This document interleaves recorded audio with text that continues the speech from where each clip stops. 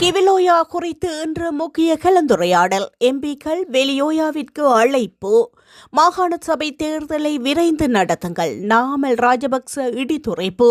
உணவுப் பொருட்களின் விலைகளை மீண்டும் அதிகரிக்கும் நிலை. யாழ்ப்பாணம் சர்வதேச விமான நிலையம் படைத்த சாதனை. ஆய்வு அறிக்கையில் வெளியான தகவல். நாடு முழுவதிலும் 4000 சிறுவர் துஷ்பிரயோக வழக்குகள் பதிவு. உணவுப் பொருட்களின் விலைகளை மீண்டும் அதிகரிக்கும் நிலை. நோபல் பரிசு பெற்ற பெண்ணிற்கு 7 ஆண்டுகள் சிறை தண்டனை. ஈரானில் சம்பவம். தொடர்வென விரிவான செய்திகள்.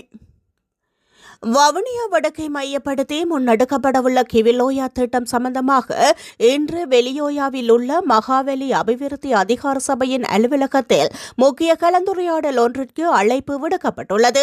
வெண்ணி மாவட்டத்தை பிரதிநிதித்துவம் செய்யும் ஆளும் எதிர்த்தரப்பு எம்பிக்கள், உள்ளூராட்சி மன்றங்களின் பிரதிநிதிகள், அரசு அதிகாரிகள் மற்றும் விவசாய அமைப்புகளின் பிரதிநிதிகள் உள்ளிட்டோருக்கு இவ்வாறு அழைப்பு விடுக்கப்பட்டுள்ளது. குறித்த கலந்துரையாடலின் போது கொழும்பில் இருந்து வருகை தரவுள்ள மகாவலி அதிகார சபையின் அதிகாரிகள் குழு ஒன்று கிவிலோயா திட்டம் சம்பந்தமாக விளக்க காட்சிகள் அடங்கிய தெளிவுபடுத்தல்களை முன்னெடுக்க உள்ளது. இதேவேளை தற்போது புதுப்பிக்கப்பட்டுள்ள கிவிலோயா திட்டம் சம்பந்தமாக வவுனியா நெடுங்கணி பிரதேச செயலக அதிகாரிகளும் கரைத்துறை பெற்ற பிரதேச செயலக அதிகாரிகளும் மிக தீவிரமாக கள ஆய்வு பணிகளை முன்னெடுத்து வருகின்றனர். குறிப்பாக கடந்த 2ஆம் திகதி முன்னெடுக்கப்பட்ட மக்கள் போராட்டத்தை அடுத்து கிவிலோயா திட்டத்தை முன்னெடுப்பதினால் காணப்படுகின்ற பிரச்சினைகளை கண்டறியும் முகமாகவே குறித்த கள ஆய்வு பணிகளை அதிகாரிகள் முன்னெடுத்துள்ளதாக குறிப்பிட்டுள்ளனர். நாட்டின் தற்போதைய அரசாங்கம் தொழில் வல்லுநர்களினதும் வைத்தியர்களினதும் நியாயமான கோரிக்கைகளுக்கு செவிசாய்க்காமல் கடன் அடிப்படையில் சொகுசு வாகனங்களை இறக்குமதி செய்வதில் மாத்திரம் ஆர்வம் காட்டி வருவதாக ஸ்ரீலங்கா பொதுஜன பெரமுனவின் தேசிய அமைப்பாளரும் நாடாளுமன்ற உறுப்பினருமான நாமல் ராஜபக்ச குற்றம் சாட்டியுள்ளார். கம்பகா திரியாய பகுதியில் நேற்று நடைபெற்ற நிகழ்ச்சியொன்றின் பின்னர் ஊடகங்களுக்கு கருத்து தெரிவிக்கும் போதே அவர் இவ்வாறு குறிப்பிட்டுள்ளார். அரசாங்கம் சுமார் 1775 சொகுசு வாகனங்களை கடன் அடிப்படையில் இறக்குமதி செய்ய திட்டமிட்டுள்ளதை சுட்டிக்காட்டிய அவர், அந்த நிதியை மக்களின் அடிப்படை தேவைகளான மருந்து பொருட்கள் மற்றும் சுகாதார வசதிகளை மேம்படுத்த பயன்படுத்துமாறு கேட்டுக்கொண்டார். இன்று சாதாரண மக்கள் அரசு வைத்தியசாலைகளில் மருந்து மற்றும் வசதிகளின்றி பெரும் அவதிப்படுவதாகவும், அரசாங்கம் தனது கௌரவத்திற்காக வாகனங்களை இறக்குமதி செய்வதை நிறுத்திவிட்டு வைத்தியர்களின் நியாயமான கோரிக்கைகளுக்கு தீர்வு காண வேண்டும் எனவும் அவர் வலியுறுத்தியுள்ளார். அரசாங்கத்தின் செயற்பாடுகளை ஒரு பிக் பாக்கெட் திருடனின் உத்திக்கு ஒப்பிட்டு பேசிய நாமல் ராஜபக்ச, நிலக்கரி மோசடி, துறைமுகத்தில் கொள்கலன்கள் மாயமான விவகாரம் மற்றும் போதைப்பொருள் கடத்தல் போன்ற பாரிய குற்றங்கள் தொடர்பில் அரசாங்கம் மௌனம் காப்பதாக சாடியுள்ளார். மற்றவர்கள் மீது திருட்டு பட்டம் சுமத்திக் கொண்டு அரசாங்கம் திரைக்கு பின்னால் பாரிய ஊழல்களை செய்து வருவதாகவும், குறிப்பாக போலீஸ் அமைச்சரின் சட்ட அமலாக்க கதைகள் இவ்வாறான பாரிய ஊழல்களை மூடி மறைப்பதாகவே அமைந்திருப்பதாகவும் அவர் குறிப்பிட்டுள்ளார். அரசியல் ரீதியாக ஸ்ரீலங்கா பொதுஜன பெரமுன தற்போது அடிமட்ட அளவில் கிராமிய ரீதியாக கட்டியெழுப்பப்பட்டு வருவதாகவும், பல திறமையான இளைஞர்கள் கட்சியுடன் இணைந்து வருவதாகவும் தெரிவித்த அவர், தேர்தல் ஒன்று அறிவிக்கப்படாத நிலையில் தற்போது வேறு தரப்பினருடன் கூட்டணி அமைக்கும் தேவை தமக்கு இல்லை எனவும் தெளிவுபடுத்தியுள்ளார். அத்துடன் அரசாங்கம் ஜனநாயகம் குறித்து பேசுவதானால் ஆளுநர்கள் நிர்வாகத்தில் உள்ள மாகாண சபைகளுக்கு உடனடியாக தேர்தலை நடத்தி மக்களால் தெரிவு செய்யப்பட்ட பிரதிநிதிகளிடம் ஆட்சியை ஒப்படைக்க வேண்டும் எனவும் அவர் கோரிக்கை விடுத்துள்ளார். யாழ்ப்பாணம் சர்வதேச விமான நிலையம் 2019ஆம் ஆண்டு ஆரம்பிக்கப்பட்டதிலிருந்து தனது மிக சிறந்த ஆண்டாக 2025ஐ பதிவு செய்துள்ளதாக யாழ்ப்பாணம் சர்வதேச விமான நிலைய நிர்வாக அறிக்கையில் தெரிவிக்கப்பட்டுள்ளது. அத்துடன் வட இலங்கையின் முதன்மையான வான்வழி நுழைவாயிலாக இது தனது நிலையை உறுதிப்படுத்தியுள்ளதாகவும் அந்த அறிக்கையில் குறிப்பிடப்பட்டுள்ளது. குறித்த அறிக்கையில் முக்கிய செயல்திறன் குறிகாட்டிகள், பயணிகளின் எண்ணிக்கை மற்றும் விமான போக்குவரத்து ஆகியவற்றில் இந்த விமான நிலையம் குறிப்பிடத்தக்க வளர்ச்சியை எட்டியுள்ளதாக தெரிவிக்கப்பட்டுள்ளது. 2019 தொடக்கம் 2023 காலப்பகுதியில் வருகையாளர்களின் மொத்த எண்ணிக்கையை விட 2025ஆம் ஆண்டில் சுமார் 33,431 வருகையாளர்கள் அதிகரித்துள்ளனர். அத்துடன் சர்வதேச விமான இயக்கங்கள் 1,138 ஆகும்.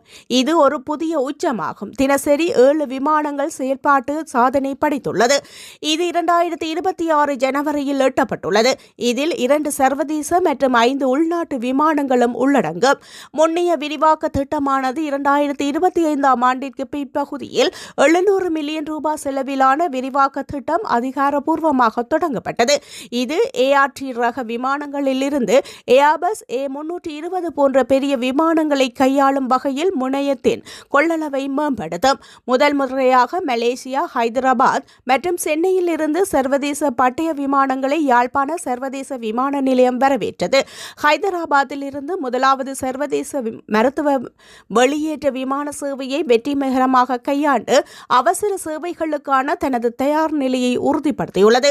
டிட்வா சூறாவளியினால் பாதிக்கப்பட்ட வடக்கு மாகாண மக்களுக்கு அமெரிக்க விமானப்படை மற்றும் ஏனைய சர்வதேச பங்காளிகளினூடாக நிவாரணப் பொருட்களை விநியோகிப்பதற்கான மூலோபாய மையமாக செயல்பட்டது. யாழ்ப்பாணம் சர்வதேச விமான நிலையத்தின் இந்த வளர்ச்சி 2025 இலங்கை விமான நிலையங்கள் மற்றும் விமான சேவைகள் நிறுவனத்தின் 19.6 பில்லியன் ரூபாய் லாபத்திற்கு பங்களிப்பு செய்துள்ளமையும் குறிப்பிடத்தக்கது. நாட்டில் நிலவும் தற்போதைய பொருளாதார சூழலில் எரிவாயு விலை மற்றும் அத்தியாவசிய பொருட்களின் விலையேற்றம் காரணமாக உணவகங்களின் விற்பனை செய்யப்படும் உணவுப் பொருட்களின் விலைகளை மீண்டும் அதிகரிக்க வேண்டிய துர்ப்பாக்கிய நிலை ஏற்பட்டுள்ளதாக அகில இலங்கை சிற்றுண்டி சாலை மற்றும் உணவக உரிமையாளர்கள் சங்கத்தின் தலைவர் தெரிவித்துள்ளார். கொழும்பில் நடைபெற்ற ஊடகவியலாளர் சந்திப்பில் கலந்து கொண்டே அவர் இவ்வாறு தெரிவித்துள்ளார். நேற்று முன்தினம் நள்ளிரவு முதல் மஞ்சள் நிற எரிவாயு சிலிண்டரின் விலை மீண்டும் அதிகரிக்கப்பட்டுள்ளது. முன்னைய காலங்களில் எதிர்க்கட்சி வரிசையில் இருந்தபோது தற்போதைய ஜனாதிபதி ஒரே எரிவாயு நிறத்தை மாற்றி ஏன் 2 விலைகள் என்று கேள்வி எழுப்பியிருந்தார். ஆனால் இன்று அவரை ஆட்சியில் இருக்கும்போது நீல நிற எரிவாயு ஒரு விலையிலும் மஞ்சள் நிற எரிவாயு அதிக விலையிலும் விற்பனை செய்யப்படுவது ஏன் என்று நாம் கேட்க விரும்புகின்றோம். எரிவாயு மாத்திரமன்றி சந்தையில் கீரி சம்பாவிற்கு 260 ரூபாய் கட்டுப்பாடு விலை நிர்ணயிக்கப்பட்டிருந்தாலும் அது 340 ரூபாய் வரை சட்டவிரோதமாக விற்பனை செய்யப்படுகின்றது. கோழி இறைச்சி, தேங்காய் எண்ணெய் மற்றும் மீன் வகைகளின் விலைகளும் எந்தவித கட்டுப்பாடுகளும் இன்றி உயர்ந்துள்ளன. வர்த்தக மற்றும் நுகர்வோர் பாதுகாப்பு அமைச்சர் தூக்கத்தில் இருக்கின்றாரா அல்லது இந்த திருட்டுகளுக்கு உடந்தையாக இருக்கின்றாரா என்ற சந்தேகம் எமக்கு எழுகின்றது என அவர் சுட்டிக்காட்டியுள்ளார். சிறுவ துஷ்பிரயோகங்கள் தொடர்பில் நாடளாவிய ரீதியில் உள்ள மேல் நீதிமன்றங்களில் 4000க்கும் மேற்பட்ட வழக்குகள் இதுவரை தாக்கல் செய்யப்பட்டுள்ளதாக தேசிய சிறுவர் பாதுகாப்பு அதிகார சபை தெரிவித்துள்ளது.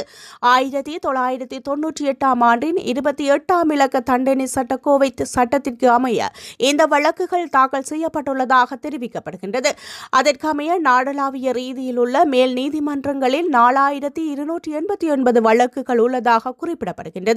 அவற்றில் 1683 வழக்குகள் ஜனவரி மாதத்தில் விசாரணைக்காக அழைக்கப்பட்டிருந்ததாகவும் தேசிய பாதுகாப்பு அதிகார சபை குறிப்பிட்டுள்ளது. ஜனாதிபதி செயலகத்திற்கு முன்பாக மீனவர்கள் ஆரம்பித்த சத்தியாகிரக போராட்டம் இன்று 5வது நாளாகவும் தொடர்கின்றது. உளவு இயந்திரங்களில் பொருத்தப்பட்ட வென்ஸ் மூலம் மீன்பிடிப்பதற்கான தடையை நீக்க கோரி மீனவர்கள் 5ஆம் திகதி முதல் இந்த சத்தியாகிரக போராட்டத்தை தொடங்கியுள்ளனர். இந்த நிலையில் கடற்றொழில் திணைக்கள அதிகாரிகள் மற்றும் ஜனாதிபதி செயலக அதிகாரிகளுடன் பல சந்தர்ப்பங்களில் கலந்துரையாடல்களை நடத்திய போதிலும் அவை தோல்வியடைந்த காரணத்தினால் இவ்வாறு தொடர்ச்சியாக சத்தியாகிரக போராட்டத்தில் ஈடுபட்டு வருவதாக குறித்த மீனவர்கள் சுட்டிக்காட்டியுள்ளனர். ஜனாதிபதி நிதியம் பிரதேச செயலகங்களுக்கு பரவலாக்கப்பட்டு டிஜிட்டல் மயமாக்கப்பட்டதன் விளைவாக 1 வருட கால பகுதிக்குள் மருத்துவ உதவிக்கான விண்ணப்பங்கள் கிடைப்பது 59% அதிகரித்துள்ளது. இதற்கமைய 2025 ஆண்டில் ஜனாதிபதி நிதியத்திற்கு 5277 விண்ணப்பங்கள் கிடைத்துள்ளன. 2024 ஆண்டில் 3313 விண்ணப்பங்களும் 2023 ஆண்டில் 3456 விண்ணப்பங்களும் கிடைத்துள்ளன.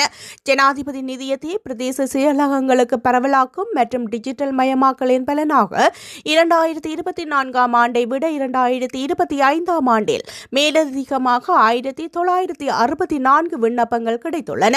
இந்த விண்ணப்பதாரர்களில் 70% 50% அதிகமானோருக்கு இதுவரையில் மருத்துவ உதவிகள் வழங்கி முடிக்கப்பட்டுள்ளன.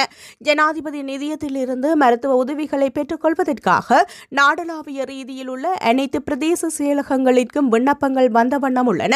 2025ஆம் ஆண்டில் வடமாகாணத்தில் இருந்து விண்ணப்பங்கள் சமர்ப்பிக்கப்படுவது 253% அதிகரித்துள்ளதுடன் கிழக்கு மாகாணத்தில் 135%, மத்திய மாகாணத்தில் 116 மற்றும் மாகாணத்தில் 108% விண்ணப்பங்கள் கிடைத்துள்ளன. அணு ஆயுதங்களை சுமந்து செல்திறன் கொண்ட தரைவிட்டு தரைப்பாயும் அக்னி 3 பாலிஸ்டிக் ஏவுகணையை இந்தியா வெற்றிகரமாக சோதனை செய்துள்ளது. ஒடிசா கடற்கரையில் உள்ள ஏபிஜே அப்துல் கலாம் தீவில் உள்ள சாந்திப்பூர் ஏவுதளத்திலிருந்து நேற்று இந்த சோதனை நடத்தப்பட்டது. பாதுகாப்பு ஆராய்ச்சி மற்றும் மேம்பாட்டு நிறுவனம் மற்றும் ராணுவம் இணைந்து இந்த சோதனையை நடத்தியுள்ளது. ஏவுகணையின் அனைத்து தொழில்நுட்ப கூறுகளும் வெற்றிகரமாக செயல்பட்டன எனவும் ஏவுகணை அதன் இலக்கை மிக துல்லியமாக தாக்கியதாகவும் தெரிவிக்கப்பட்டுள்ளது. அக்னி 3 ஏவுகணை சுமார் 3000 கிலோமீட்டர் தூரம் வரை சென்று இலக்கை தாக்கும் திறன் கொண்டது. இது 1.5 டன் எடையுடைய அணு ஆயுதங்களை சுமந்து செல்லும் வகையில் வடிவமைக்கப்பட்டுள்ளது. ஏற்கனவே ராணுவத்தில் சேர்க்கப்பட்டுள்ள இந்த ஏவுகணையின் நம்பகத்தன்மையை உறுதி செய்யும் பயிற்சியின் ஒரு பகுதியாக இந்த சோதனை நடத்தப்பட்டுள்ளது. அக்னி 3 ஏவுகணையின் முந்தைய பதிப்பான அக்னி 1 ஏவுகணை 700 கிலோமீட்டர் வரையும் அக்னி 2 ஏவுகணை 2000 கிலோமீட்டர் வரையும் பாய்ந்து தாக்கக்கூடியது என்பதும் குறிப்பிடத்தக்கது. ஈரானை சேர்ந்த அமைதிக்கான நோபல் பரிசு பெற்ற நர்கிஸ் முகமதிக்கு மேலும் 7 ஆண்டுகள் சிறை தண்டனை விதிக்கப்பட்டுள்ளது. ஈரான் நாட்டை சேர்ந்த நர்கிஸ் முகமதி அரசின் அடக்குமுறைக்கு எதிராக போராட்டத்தில் ஈடுபட்ட குற்றச்சாட்டிற்காக கைது செய்யப்பட்டு சிறையில் அடைக்கப்பட்டுள்ளார். இதற்கிடையே ஈரானின் ஹிஜாப் அணியாததால் போலீஸ் விசாரணைக்கு அழைத்து செல்லப்பட்ட மாஷா அமீன் என்ற பெண் உயிரிழந்துள்ளார். இதனை அடுத்து அந்த நாடு முழுவதிலும் போராட்டம் வெடித்துள்ளது. இந்த போராட்டத்திற்கு நர்கிஸ் முகமதி சிறையில் இருந்தே ஆதரவு திரட்டியுள்ளார். இதனால் அவரது புகழ் மேலும் அதிகரித்திருந்தது. இதைத் தொடர்ந்து கடந்த 2023இல் அமைதிக்கான நோபல் பரிசு நர்கிஸ் முகமதுக்கு அறிவிக்கப்பட்டுள்ளது. அமைதிக்கான நோபல் பரிசு பெற்ற 19வது பெண் மற்றும் ஈரானின் 2வது பெண் ஆவார் எனவும் நர்கிஸ் முகமது பதிவு செய்யப்பட்டுள்ளார். இந்த நிலையில் கடந்த 2ஆம் திகதியிலிருந்து அவர் உண்ணாவிரத போராட்டத்தில் ஈடுபட்டிருந்தார். இந்த செயலிற்காக நர்கிஸ் முகமதிற்கு மேலும் 7 ஆண்டுகள் சிறை தண்டனை விதித்து ஈரான் அரசு உத்தரவிட்டுள்ளது.